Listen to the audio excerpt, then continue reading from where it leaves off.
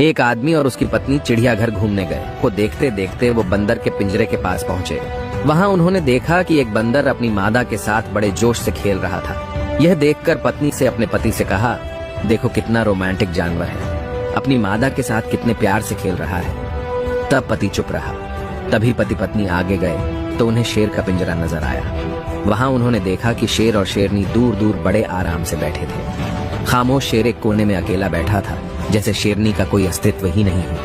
यह देखकर पत्नी ने थोड़े दुखी मन से कहा, कैसे जानवर है, बिल्कुल अलग ही बैठा है, जैसे शेरनी को जानता ही नहीं। इनका आपस में बिल्कुल प्यार नहीं लगता। तभी पत्नी को एक पत्थर दिया और कहा, इस पत्थर को जरा शेरनी की तरफ फेंको। और जैसे ही पत्नी ने शेरनी की तरफ पत्थर फेंका, तभी शेर दहाड़ता हुआ अपनी शेरनी की रक्षा के लिए आगे आया।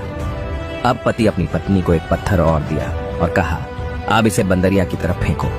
जैसे ही पत्नी ने पत्थर फेंका, वो बंदर अपनी मादा को छोड़कर खुद की जान बचाने के लिए तुरंत पेड़ पर चढ़ गया था। दोनों जानवरों को प्रतिक्रिया समझाते हुए पति ने अपनी पत्नी से कहा, बंदर की तरह झूठे और असंवेदनशील लोग अपने खोखलेपन को छिपाने के लिए अक्सर इस तरह के बाहरी दिखावे वाले रोमांस का ढोंग करते हैं। वहीं इसके विपरीत शेर की तरह लोग हैं जो दिखावे से दूर तनाव मुक्त होकर अपनी जिंदगी आराम से जी रहे हैं। और आज के समाज में हमारे आसपास बंदर ज्यादा है और शेर बहुत कम है।